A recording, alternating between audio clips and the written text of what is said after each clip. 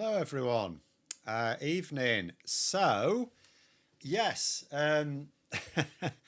it's all gone a bit mad. John's just said, "What a year the last week has been," and that's a pretty good way of putting it because it's really quite insane. I want to point out something. We'll see where this goes, but I want to point something out. So in Iran, there's been these huge protests. And the government's now obviously decided it's had enough, and it's shut down large parts of the internet, and there is a heavy government crackdown underway. We won't be able to find out a lot of the details because of the internet being shut down, right? I think it's believed that they've shut large parts of the internet down, not just to stop protesters coordinating, although that obviously will be part of it, but to stop people easily reporting the government crackdown that has now led to Iranian hospitals being overwhelmed. Now, why would they be overwhelmed? But why does this particularly matter? I mean, it matters to people in and around Iran, of course, but I'll tell you why it particularly matters. So let us recap 2026 so far. I've literally just done a recap of 2025 just over a week ago. And now, apparently, 10 days is enough to have a recap of 2026. But this is what's happened, right? So Trump's invaded Venezuela. There's a whole heap of shit surrounding that. Huge protests in Iran. All of these things can be arguably, all of these things are linked, by the way. They all look like there's not that many, they're all linked. So Trump invades Venezuela. Huge protests in Iran. Trump threatens to invade a NATO ally in Greenland. Russia, China and Iran are conducting naval exercises in South Africa. The US pulls out of international groups, including the World Health Organization. Rising debt and scarcity are seen as a driver of more insecurity. And all of these things are linked. So, for example, let us begin with the protests in Iran. So there's now clearly a government crackdown in operation. Now, I imagine Donald Trump was talking shit here, but he nonetheless said, if Iran starts shooting protesters, that America will go in to protect those protesters. In other words, Trump has threatened to invade Iran in a very boots on the ground way, because just to be clear, you can't actually protect protesters from a government crackdown by bombing anything. Because if you bomb the government agents, you also bomb the protesters. So do people remember, well, I say remember, you may not have known, but during the time of the Second Iraq War, there was a little sort of online game appeared just to try and emphasize the stupidity of trying to bomb terrorists, right? And what this game was, you had... it was based in the Middle East, and you had different characters. You had civilians, and then you had terrorists, right? And they were designed to look, the terrorists look like it, right? And the idea was you had a cursor, and you had to try and shoot the terrorists. But for every civilian you shot, or bombed, whatever it was you were doing, you created two terrorists, because, you've killed an innocent, right? And that breeds resentment. And it turns people towards, the violent fight back, right? And this sort of the same sort of things. You can't. So Trump reckons he's going to send troops into Iran to physically take over the streets. I'm sure he's talking bollocks, by the way, because that would definitely result in Americans being killed, and I don't think he can take that. I think, although there seems to be an inevitability about Trump actually invading Greenland, I think maybe one of the things that would give him pause for thought is the fact that there are Danish forces on Greenland. Denmark, sorry. Behave yourself. Do you even know what countries are, Phil? Denmark has been boosting its military presence over the last year, right? Because it's sort of seen this coming, which suggests that Denmark is not prepared. The fact that it's physically built up its own forces on Greenland suggests to me that Denmark isn't interested in letting America just walk in take their flags down, put American ones up and claim it's theirs. That suggests to me they might actually shoot at any invading Americans. That may be one of the things that say Israel could learn a lot from that game. Yeah, they haven't learned the lesson. They clearly didn't learn the lesson. So Trump has actually promised, and he said his exact words were not just that he would do it, but he says we're locked and loaded. That means they're already prepared to do it, because the president can't just say to US military or special forces or whatever, can you go into Iran and protect some protesters for me? It's like, hang on a minute, we need a plan for this, right? There was a plan to nab Maduro, for example. He couldn't have just walked in and he's probably at home, go and take him, will you? No, there was a very detailed plan that took some time to work on. So Trump is suggesting that there is a plan of action, that he just has to give the authorization because it's already been worked out what they're going to do, including military objectives and how they're going to achieve them. Now, he could be talking shit. He talks shit all the time. But what if he's not? What if he... I mean, I don't think he will, because it would end up with a lot of Americans being killed.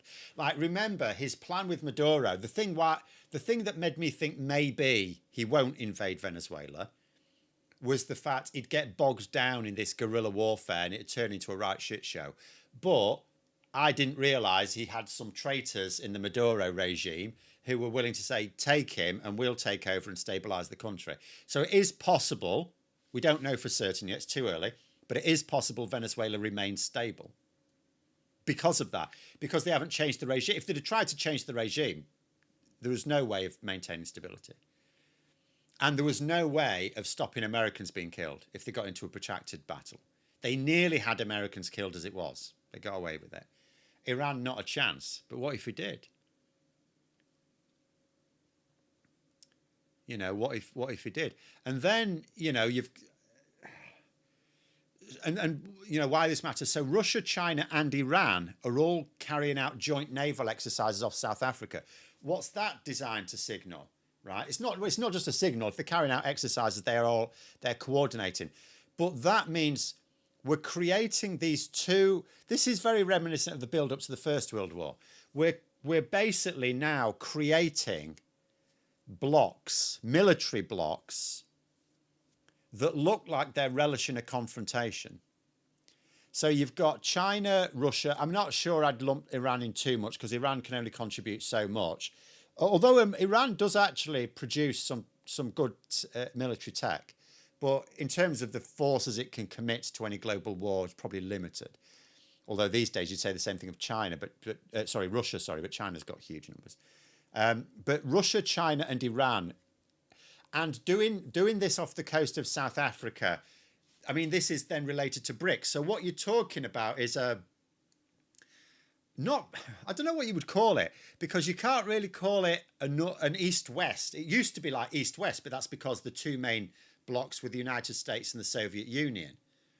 Whereas this is more like a global North and a global South, but even that doesn't quite fit, because China sort of spreads out a bit, but it's north, and Russia's certainly north, and Iran sort of is as well, just about. But nonetheless, most of the countries that would align with them would be in the global South, right? So maybe we're talking about this North-South split. Only the North is itself split. And I don't just mean because of China and Russia, but, you know, America is now opposing Europe. So America's setting itself on this path of military confrontation with not picking on weak countries. They are planning to do that, of course, but they're gearing up for a major military confrontation with the likes of China. And China are coordinating with Russia and Iran and South Africa and BRICS, probably say in general, countries. Whereas America is shedding its allies, but still heading for that military confrontation. It's all looking a bit grim. So the US has very little, if any, Arctic-capable military forces. Well, quite. I noticed Trump has said in a couple of months, it may not be as imminent as I first feared when he started shooting his mouth off last year, because he appears to have talked about something happening in 2 months' time, right? 2 months' time. So we know Marco Rubio is meeting with leaders from Greenland and Denmark on Tuesday, I think, but next week, sometime next week. I think Tuesday.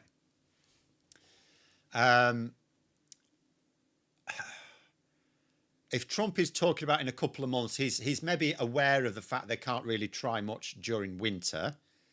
And at the very least, if he wants to have... And again, this could be a sign that he wants literally zero American casualties.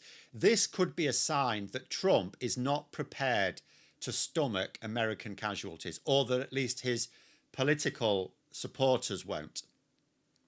Because at the moment, I'm distressingly seeing quite a lot. I thought MAGA would be dead against what he's doing in Venezuela. And at the moment, although I'm seeing some sign that they're keeping the powder dry a bit, the ones who are saying anything are praising it, right? They're praising it. Is that because what they really don't like are American casualties? In which case, what happens?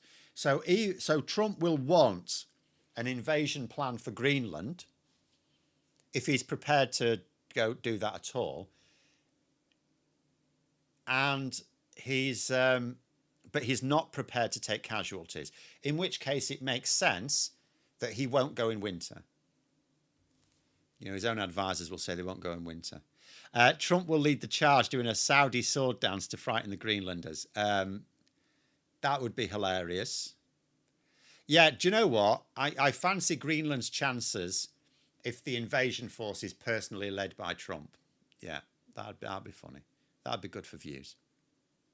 I was saying, how are Russia involved in that exercise? Ukraine wiped out most of their navy. I think they do still they have ships all over the place. They're not all centered around the Baltic or anything. But yeah, quite how Russia has the capacity to engage in naval exercises in the southern hemisphere, given everything else, yeah, is a bit surprising, but still, they obviously do. Apart from anything else, I mean, certain ships are suitable for different, like these are, whatever ships are taking part in these exercises off the coast of South Africa are not Arctic ready ships, are they? So different ships. Does Europe have to get dragged into all this outside of Russia? See, yes. Because you say outside of Russia, but there's no such thing as outside of Russia, is there? This is exactly like the First World War, right? Any direct confrontation with Russia, which Russia may well force at some point, naturally brings in others. If Russia, China, Iran, BRICS countries are working on a new Warsaw Pact type situation, which was like the Soviet version of NATO, then if you end up engaging, what we know how this works from previous ages, before we had our post-Second World War rules-based world order. How it works, of course, is one country ends up in a major battle with a powerful opponent, and others get dragged in because of various either formal treaties or just natural interest. Remember, China doesn't want to see Russia implode. That doesn't help China. So, yeah, and then the other problem is, I mean, you know, you imagine this from the point of view, although, you know, various leaders, including Keir Starmer, are getting shit about their handling of geopolitical affairs. At the end of the day, what are you supposed to do? At the moment, we are weighing up the prospects of ending up with in a direct conflict with Russia, but maybe the United States as well. What the hell? What the hell? Trump has also suspended $129 million in benefit payments to Minnesota today. I saw that. Although on the same day, a federal judge has blocked it. He was basically taking money off starving kids. He was removing benefits funding for impoverished kids, others as well, but impoverished kids is the headline, in democratic states. And a judge just said, you can't just do that. That's political bollocks. So we will see what happens. But again, yeah, Trump is just bringing war to everyone. He's bringing war to his own country. Do you see that video? J.D. Vance brought out that video that was taken by the ICE officer who shot Rene Good. it was his own mobile phone evidence. He thought that was evidence in his favour. And it actually was like, no, that's actually the worst. That made it clear that this woman wasn't a threat to him. They were actually producing this video footage as if, we told you she was a terrorist. And in the video footage, like, she's not a terrorist.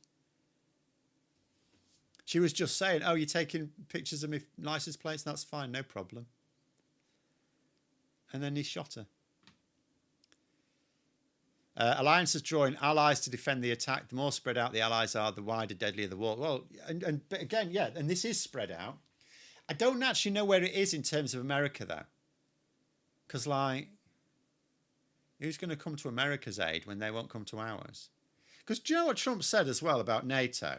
When Denmark has said, if you attack Greenland, that basically shatters NATO. He says, I can't remember his exact words, but he said something like, there would be no NATO without me.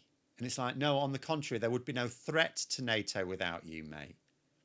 No one else, no one he was up against. Kamala Harris had no equivocation about supporting NATO. It's only Trump. Trump is the only US president since the formation of NATO who has ever threatened NATO. And even right now, we do not know if Russia, for example, were to, let's say, invade Poland, let's say it completely lost its marbles and invaded Poland, would America beat back the Russian invaders? I'm not sure they would. I don't think, I don't know. I'm sort of 50-50 on it. I'm not sure they would. JD Vance is a pleb. He is, yeah. Although apparently David Lammy has said he has at least accepted that Grok producing sexualized images of children is a bit beyond the pale.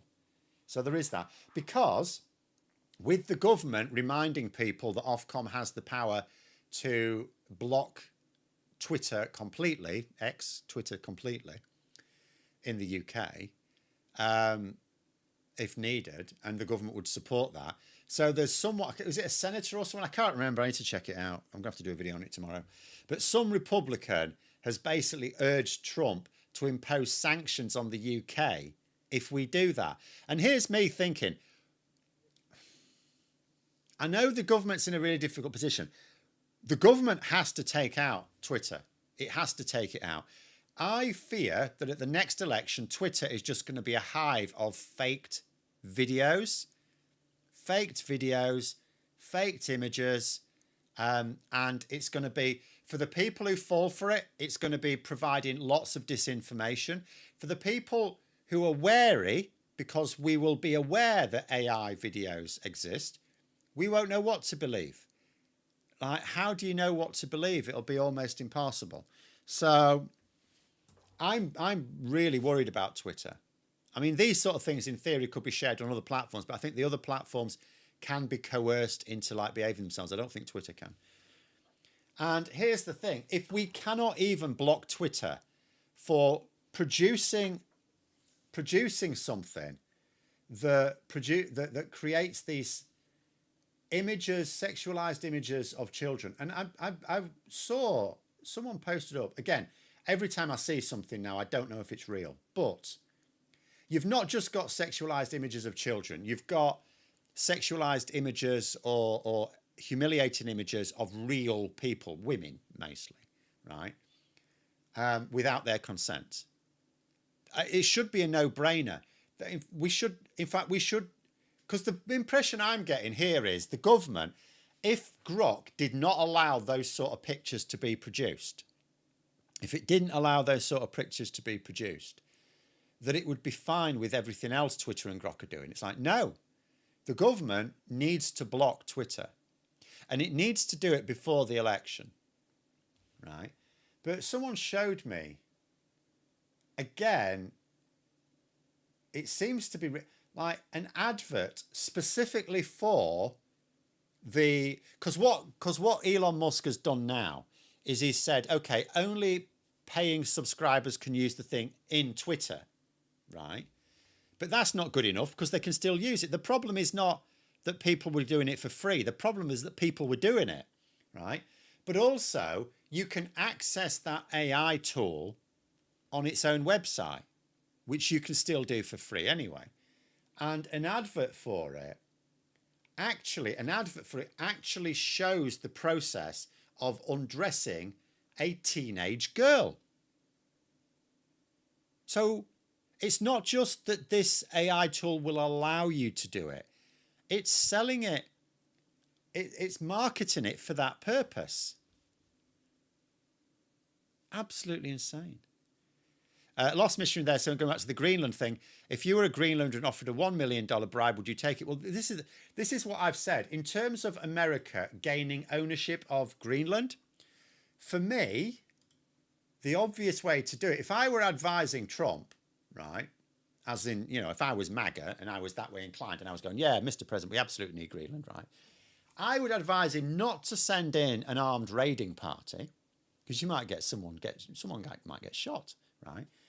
What I would do is say, look, there's only a few tens of thousands of people on Greenland.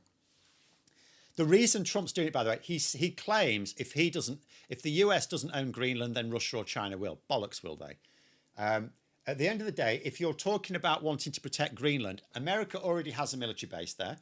If it wants to build up a larger military presence, it's quite welcome to do so. Neither Greenland nor Denmark will have any objections to that because they don't want Russia or China taking it. So that's bollocks, right? He wants the mineral resources. That's what he wants. If there were no mineral resources in Greenland, he wouldn't give a shit. In fact, he might even close down the one base they have got there. He doesn't care about Russia. He doesn't care about Russian expansion. Does anyone seriously believe that Trump cares about Russian expansion and wants to stop it? Bollocks. But so those mineral resources, and the reason he wants them, right, look at it, think about it from a geopolitical, and this is why even, like it is in America's interest to own Greenland, by the way. It is in their geopolitical interest. The motivation is very strong because China obviously has cornered the market in rare earth metals, right? And bear this in mind, Trump got bitten on the arse by that. When he issued his trade war against China, there was lots of things where he overreached. But the biggest bat that China smashed him in the face with was controlling the export of rare earth metals. They basically put a bit of a block on some exports of rare earth metals to America, and America depends upon them, right? So that was a huge kick in the knackers for Trump. So China obviously has a lot of rare earth metals, and it processes even more of them. The EU has some now. There are deposits in Sweden that are being exploited. So the EU sort of has access to some. And of course, Greenland has I never really know whether to say it's in the EU or not, because Denmark's in the EU and it's technically part of Denmark, so it sort of is. But either way, if anyone's going to be excavating those rare earth metals on Greenland, and you would think they will, at the moment, it would be the EU. America has none. America's got nothing, right? So you can imagine the people advising Trump saying, China's got a shitload of rare earth metals. They stole a march on everyone else, so they're well advanced. Europe is now starting to develop rare earth metals. And in this and because the US does not see Europe as an ally, if it saw it as an ally, it wouldn't care that Europe's developing. Well, that's fine. We're close with Europe anyway. We don't care, right? We can still they'll sell them to us, no problem, right? And that's the thing. Rare earth metals in Ukraine too. Yes, there are. I mean, America has a deal there. So when I say it has none of its own, I mean in its own territory. So it has a deal with Ukraine anyway, so it can source rare earth metals. But Greenland has... But the other thing as well is America doesn't really intend to protect Ukraine. If Russia manages to conquer the whole of Ukraine, then America will have none of those rare earth metals. Whereas it probably thinks, well, Greenland we can secure. We would actually defend Greenland. And Russia would find it very difficult to invade Greenland, particularly if there was a strong defensive presence there. So again, America is not committed to Ukraine remaining a country, right? At the moment, there's some commercial advantage in it supporting Ukraine a little bit. So, yeah, I wouldn't necessarily consider that a long-term one. But in terms of long-term geopolitical power, Rare earth metals are absolutely going to be driving the future technology. They're already driving today's technology. They're not going to suddenly become less useful. China has them. Europe has them. America doesn't. It's that simple. Venezuela has rare earth as well, coincidentally. Does it? Okay, I didn't know that. Does it have much? The other thing is, though, again, would they be capable of getting those out? So the rare earth metals in every country just a case of having the right rate. Well, the right ones and large enough deposits. It's like anything else. To mine anything, I mean, there's a lot of processing required for them. It's very messy. So you want large, I mean, they're called rare earth metals for a reason, but, relatively large deposits. Imagine being in a nuclear bunker with Phil. We'd learn loads. What would be in a nuclear bunker? There isn't necessarily a great deal to learn. Everything you know is about to be destroyed, I assume. In fact, knowledge could be rather useless, unless it's knowledge on how to survive. I haven't had to put my scouting survival skills to the test for a very long time. So what's the capital of Venezuela now? Is it Washington? Well, so Trump would have you believe. And in reality, I strongly suspect the Venezuelan government, remember, it's the same government, just led by a different person, but it's the same government. They're still going to do what they do. It's just they're going to send... I'm doing a video on it tomorrow, but basically this is what Trump's got out of it. So he's got Maduro, maybe. We'll have to see what happens with the court case. He gets Venezuela to send some oil to America that was otherwise destined for Cuba and China. But that's it. That's basically it. Trump's boast about, big US oil companies are going to go in and they're going to invest $100 billion. Oh, that's bollocks. He had a meeting with these big oil executives last week and they all said, mate, we ain't investing in Venezuela. So, yeah. So, which actually then makes you wonder, who the hell persuaded Trump to invade Venezuela and why? Because I assumed it was as a result of lobbying from big oil. As in big oil lobbying Republicans and Republicans lobbying Trump, saying, Maduro's a pain in the ass. Why don't you take him out and we'll have his oil, right? But they're not getting it because it's not worth it. See, that's what I assumed. These big oil companies wanted to get their hands on all that heavy crude in Venezuela, but it turns out it's not cost effective for them because the Venezuelan infrastructure is knackered. I mean, let's be clear here.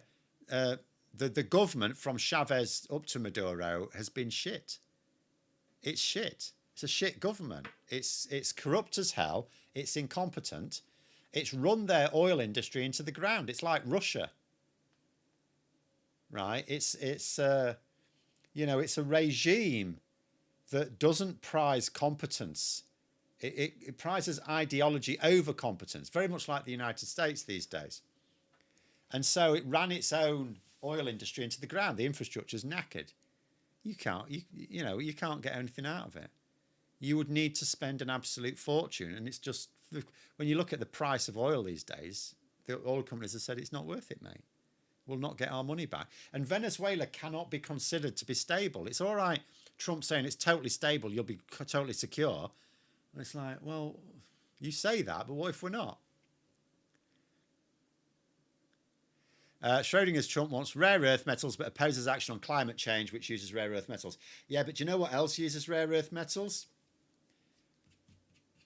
Missiles, smart missiles, fighter jets, military tech, right? Military tech. Again, if Trump wants to conquer the world, he's going to need advanced military equipment, right? So again, everything is gearing up for but you've basically got the China bloc and the US bloc, or the US at the moment. So I don't know that you describe it as a bloc at the moment, because although we're talking up the fact that we're allies with America, I'm not sure we really are, or I'm not sure they're our allies. But they're both gearing up for a confrontation. They said Venezuela was uninvestable. Yeah, that's what one of the CEOs said. One of the executives that turned up to the meeting. They actually used the word uninvestable.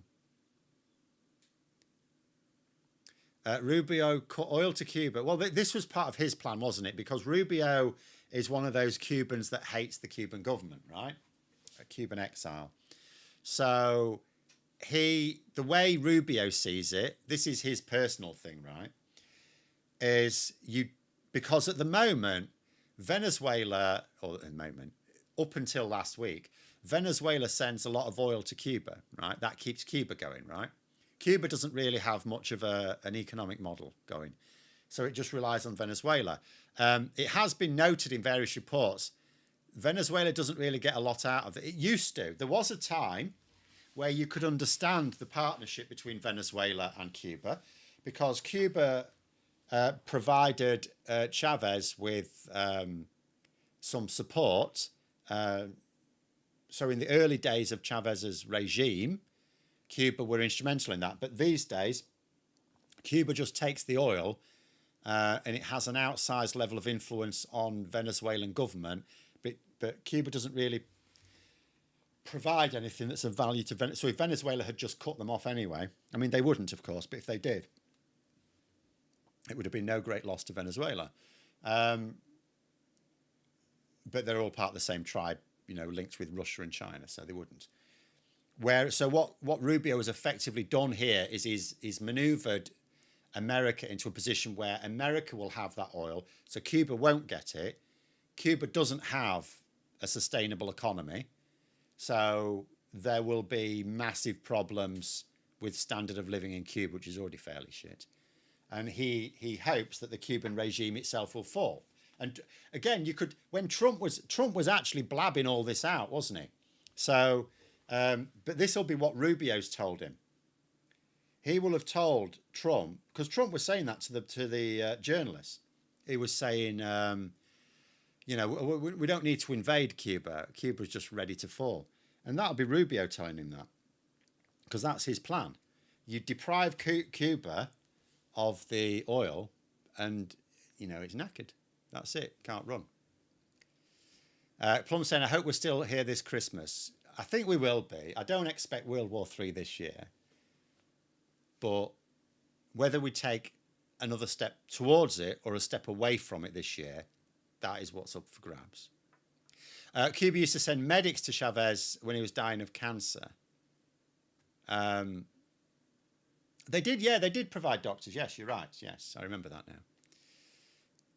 But at the moment, again, there's various reports suggesting that, Cuba doesn't really provide anything of value to Venezuela. But that's fine, because now Venezuela doesn't provide anything of value to Cuba because America's nicking it all. Rubio claims they fled Castro, but they fled Batista, really, in reality. Yeah, I mean, either way, it's the regime, right? He's part of that group of Cuban exiles who dislike the communist regime, however you want to sort of phrase it. There's a video of Maduro taking the piss out of Trump's dancing, just petulant Trump. Yeah, Trump had a bit of a go at that, but never mind.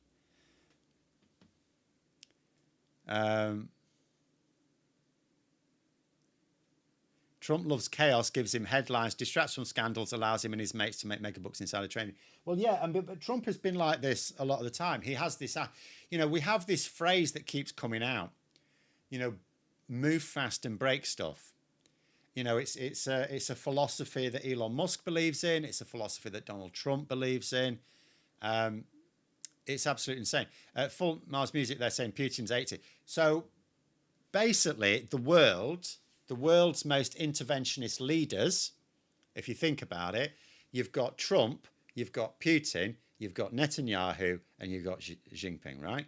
They're all pissing old. All of these men, right? All of these men are all really old and are likely to die of natural causes before the world implodes because of their actions.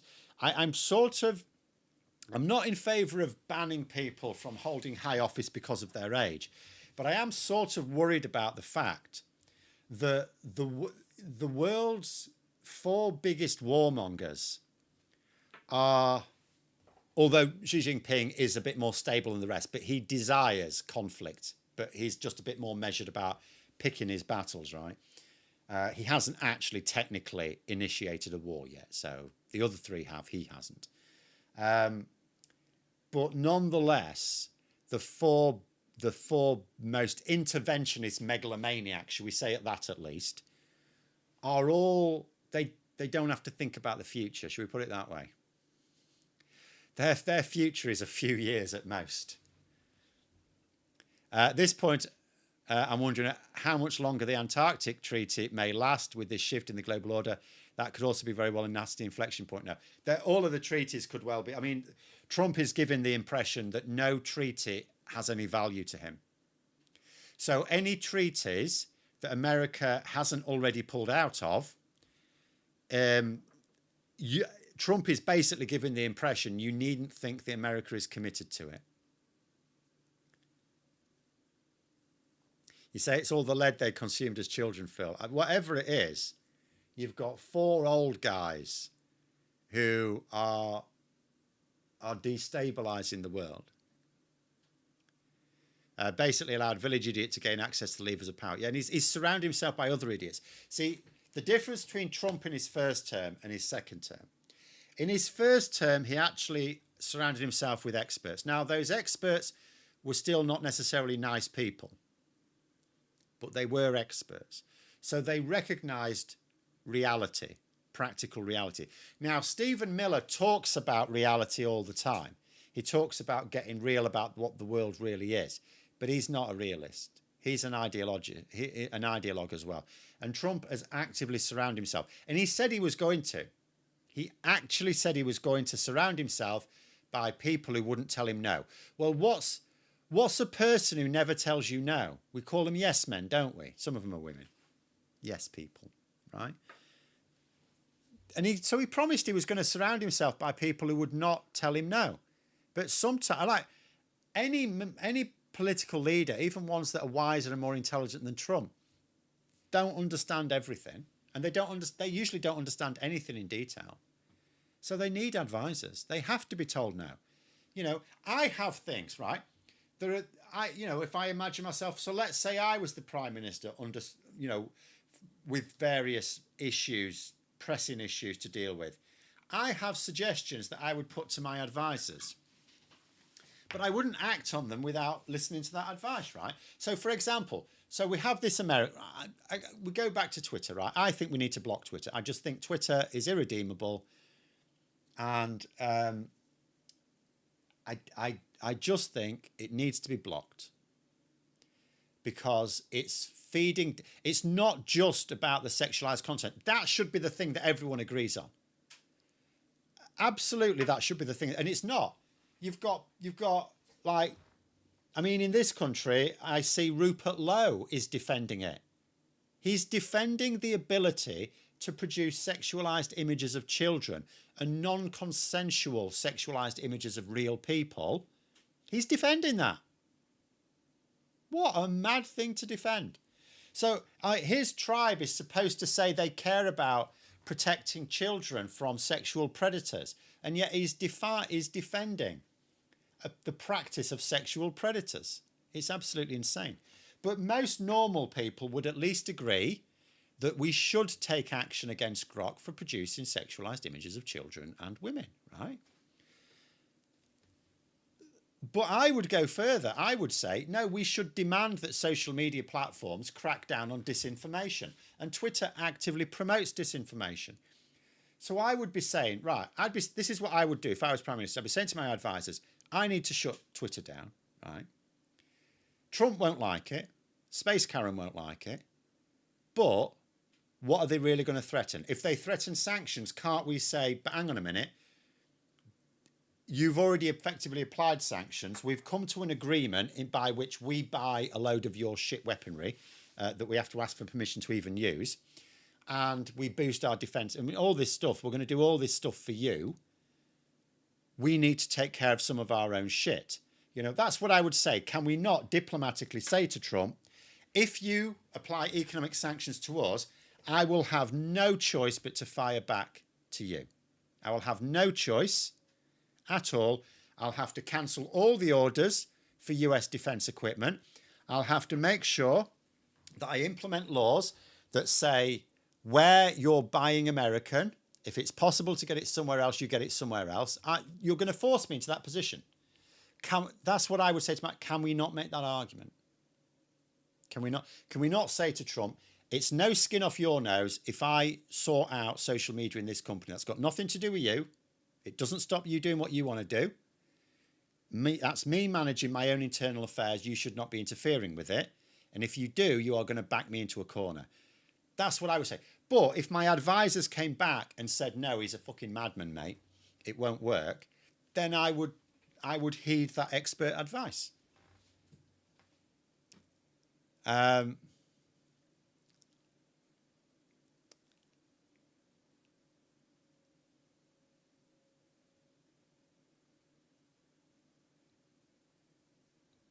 Putin's 73, a month older than me, plenty of life left in his body. Well, in your body, maybe, not Putin's. Putin and Trump, both clearly not well. In Trump's case, definitely his brain's going. Seems crazy how one man can have that much power in such a massive entity as Twitter, because it's the rise of the ultra billionaires, the mega billionaires. You've got people who became rich, acquired some of the most influential companies in the world and consolidated their power. It would be different if different owners of different, say, tech companies had differing political outcomes. But Phil, you say you can't bargain with a nutter. You can. It's just not always easy. You can bargain with Trump. Switzerland bargained with Trump. They gave him a gold bullet. They gave him a gold bar with president embossed in it, and a watch, a fancy antique watch, and he let him off with the massive tariffs. Right? The EU was spitting feathers. Switzerland had a worse tariff arrangement with the US than the EU. They give him a gold bar and a watch, and all of a sudden it's much less. Right? Why don't we do the same? Why don't we say carrot and stick, right? Carrot and stick.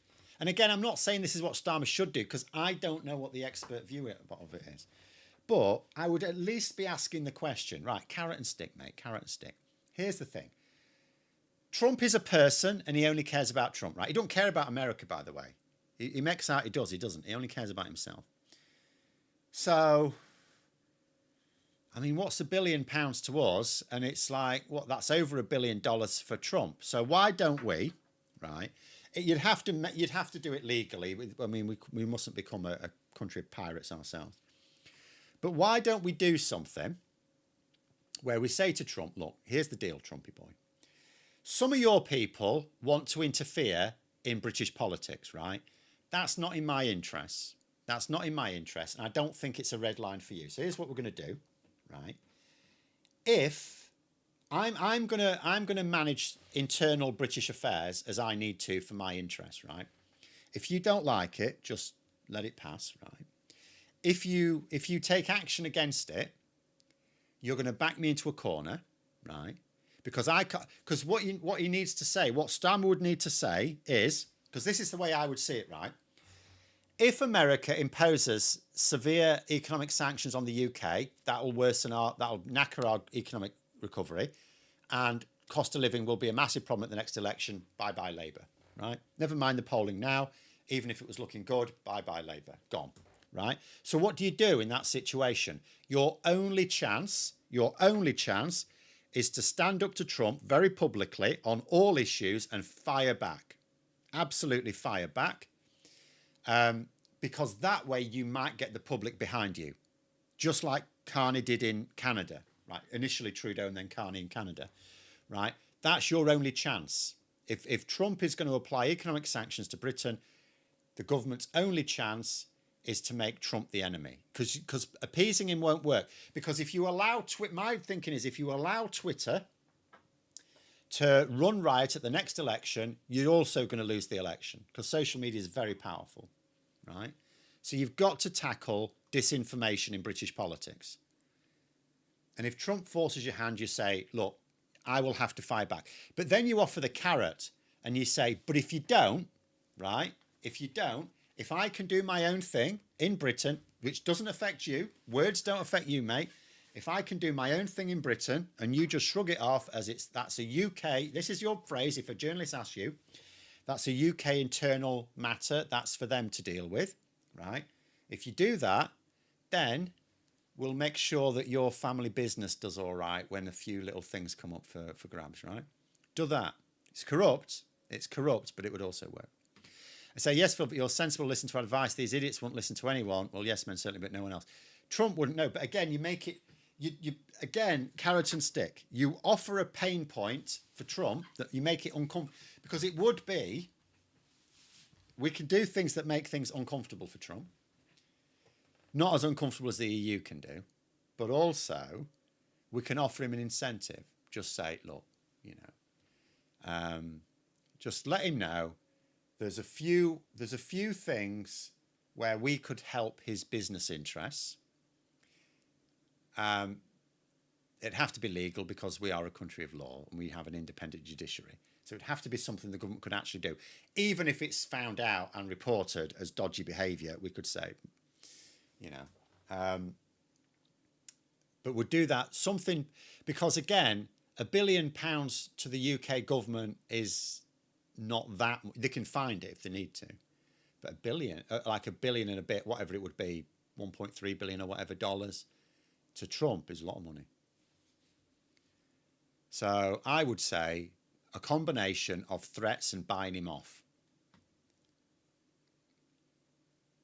But anyway. Problem with Trump is that he doesn't honour agreements, has a recollective ability of a goldfish. Again, that all works fine. Because whatever incentives you offer him wouldn't be all in one go anyway. It'd be over a period of time. So you'd be basically paying him tribute, but it's personal to him, not the country. We can't afford to pay America tribute. America's too big. It needs too much. It's too greedy. But Trump is he'll be a very wealthy person. He's a single person, right? You know, we can make it worth his while. If he can be bought off with a gold bar and a watch, I'm pretty sure we can like fill his pockets, right? Such a stance would put Badenoch and Farage in a very awkward political position. Yeah, I don't see any downsides to that. But that's what I'd be thinking. That is what I'd be asking my advisors. Can we do this? Can we basically buy off Trump, and also can we make threats and on offers in return for him leaving us to manage our own internal affairs, at which point I would be coming down hard on social media companies at the very least.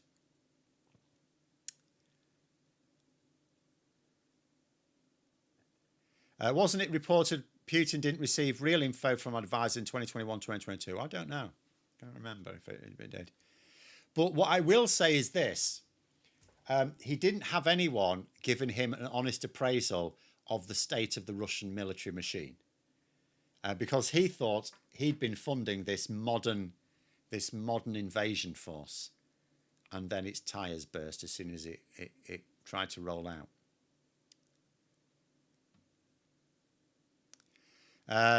Lost Mission there saying, we're all looking at a poor future for most, I believe, if these circumstances continue. Really has become feudal again. But it is, and again, it comes down to this last point on my list. You know, lots of people are pointing out just across the world collectively, debt is increasing around the world. Debt is going up, and there's scarcity of critical resources. That's rare earth metals, but also food and water and just land. Climate change is capturing land.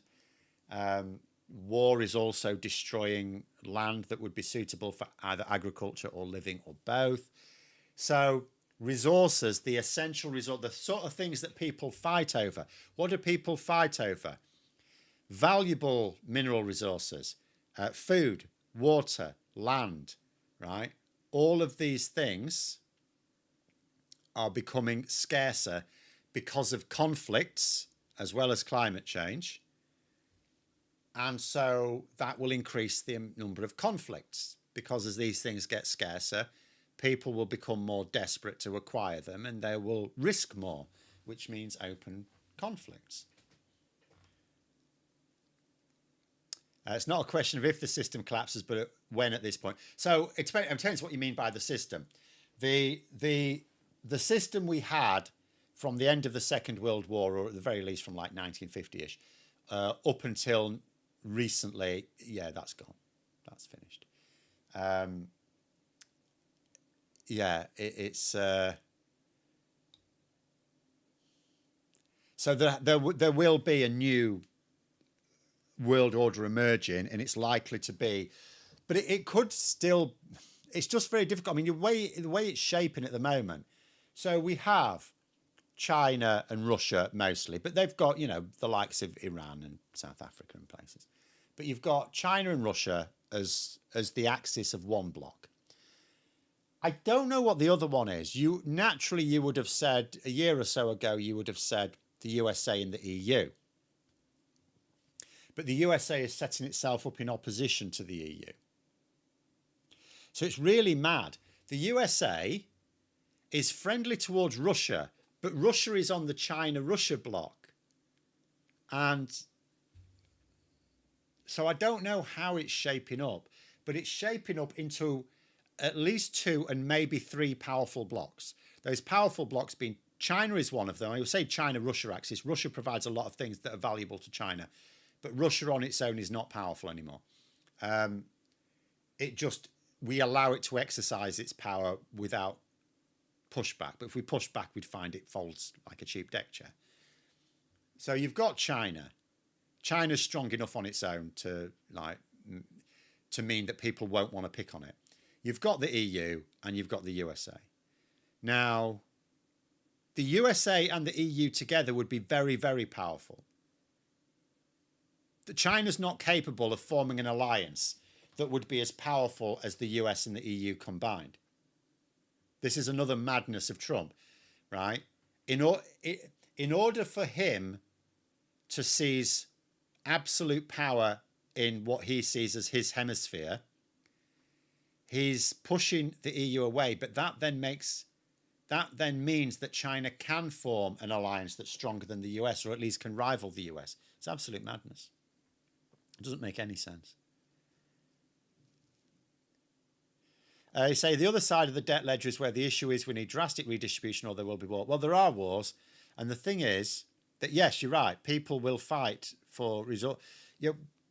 Most people are not greedy. Most people just want to be comfortable. And they're not. They're increasingly not.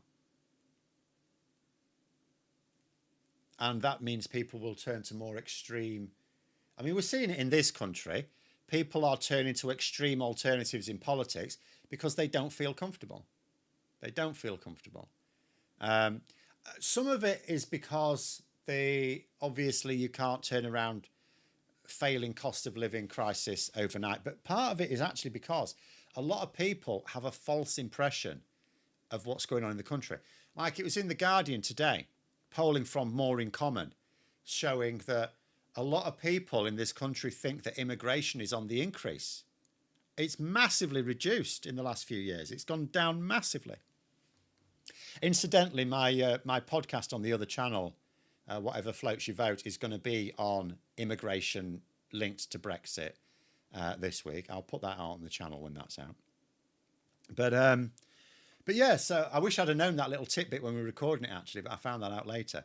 Yeah, most people still think immigration's on the increase, which is absolute. And this is what I've been saying. I said last year, if only Labour, instead of trying to adopt ever more extreme attitudes on asylum, if only Labour would actually explain to people how immigration's come down, you might find that people no longer think immigration's such a big issue. Because immigration, in terms of the numbers, is basically down to where it was before it was an issue. So,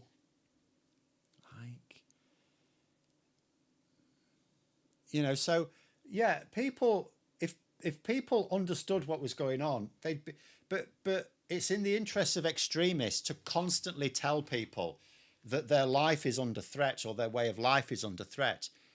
Extremists, and left or right, it makes no difference. Extremists have to get people to believe that they're in a constant state of emergency to remove their critical thinking skills. And this is why, you know, there's lots of people talking about where Labour are going wrong. Where Labour are going wrong is in they're not giving people cause to be optimistic. That's it. And I keep saying it comes down to comms, and it does come down to comms. But that's ultimately it. They should be, instead of adding to the sense of emergency, like Labour, whenever they do a big press conference, it's always about some emergency. Stop it being about a bloody emergency. There isn't an emergency. There isn't an immigration emergency. Why would you tell people there are? The only people who benefit from a belief that the government is failing to tackle an emergency are opposition parties. Say, Phil, I agree about Labour explaining stuff, but I'm not sure that wouldn't just be feeding the media trolls. They just need to do it better. Their communications game is appalling. It's embarrassingly amateurish. Like, even if Labour had a good social and mainstream media strategy, they would still be up against it because they'd be fighting against an established ecosystem in both social media and mainstream media. But they would at least be fighting back, and they may well get some cut through. Well, they would get cut through. Again, I keep saying, I don't know how many times I have to say, I mean, let me look again. On my channel, and my channel is now smaller effectively than it was before the election, various things, right? And on my channel, every month I get through to about 600,000 unique people. I get millions of views, but I get about 600,000 unique people watching some of my content every month. And the vast majority of those are from the UK. Labour would be able to do much better than me, right? They'd be able to do better than I can. And, you know, and they're not. Lost Mission, they're saying 100% Phil, in terms of like people not being greedy, just want stuff. Warmth, food, roof, and a bit extra now and then. Yeah, that's what most people want. It's not just that's what non-greedy people want. Most people are happy with that. Most people are happy with that. They're not greedy. You just need to give people a comfortable life. That's really the secret to governing. You know, the secret to governing domestically, obviously internationally is very complicated. Domestically is really this simple. Are people comfortable? Do they feel comfortable? Make people comfortable. And then they will be happy with you. Only so many people are trying to keep up with the Joneses. That's like your upper middle class bullshit. 40 years of making people more and more insecure, reducing the resources available to them during a time of unbelievable plenty would make any group a bit crazy. Yeah, I wouldn't say we're in a time of unbelievable plenty, but we have been allowing far too much wealth to flow upwards. And there's absolutely no reason for it. There's no need for it. Elon Musk doesn't need to be worth $400 million, but $400 billion, or whatever the hell it is. He can't do much with that money anyway. What can he do with it?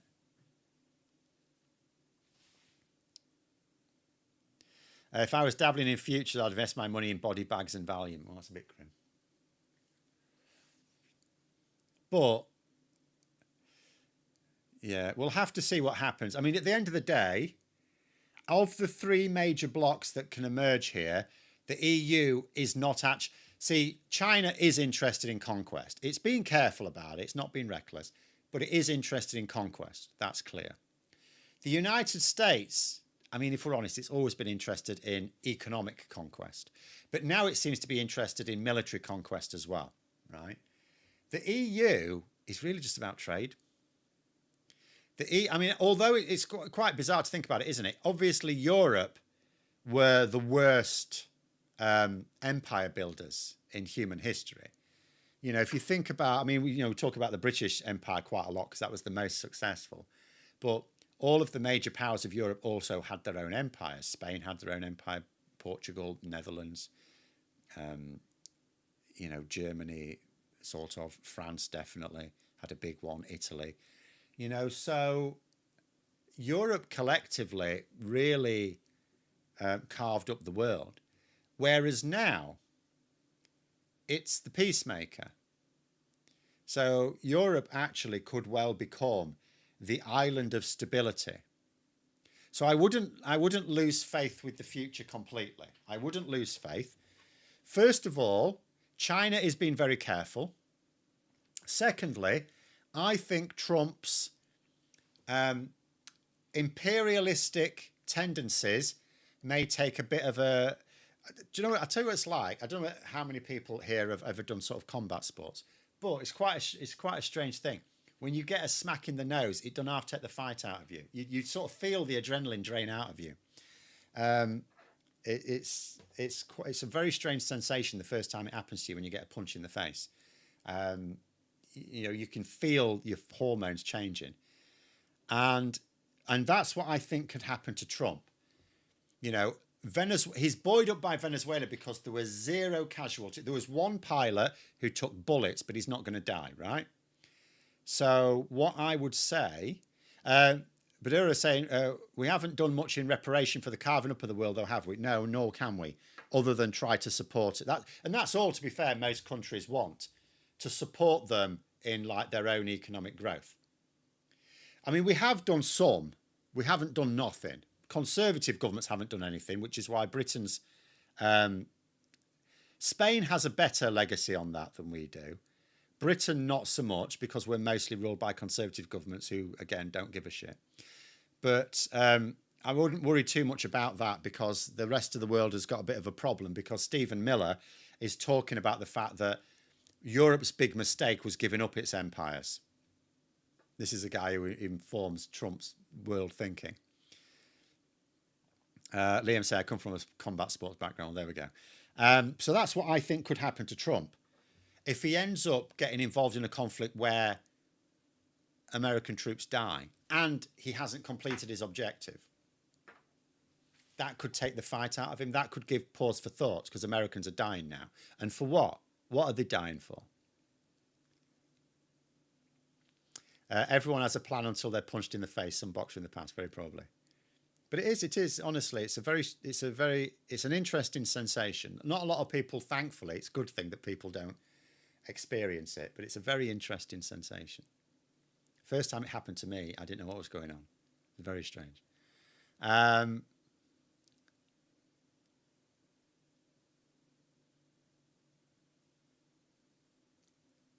What's this? Hang on. Someone asked a question related to... If I was investing in futures, I would invest in orange golf balls for when Trump builds a golf course in Greenland. They might have to be orange so you can see the fairway as well, yeah.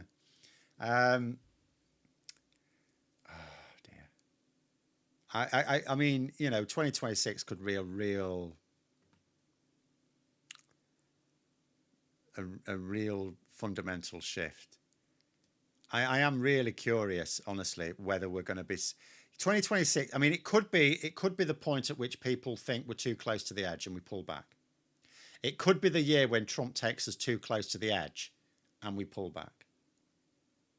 But it could be the year when he just takes us close to the edge and we're still going that way. But there we go. Thanks for coming on, everyone, anyway. I thought you did judo. I did do judo, but I used to do jiu-jitsu and karate-do as well. So judo was my main one. That was the one I liked the most, because you can go full force. You can't go full force when you're punching and kicking. You always have to an extent, hold back. Whereas in judo, you can do full force and not hurt people. The only people who injure you in judo are beginners because they're clumsy. But anyway, there it is. I don't do any of them anymore, though. But thanks for anyone. Have a great evening. Sorry to be on such a down. We'll try and do something more positive over the coming week, but that may not happen. No promises. But thanks for coming online, everyone. Have a great evening. Until next time, I'll see you later.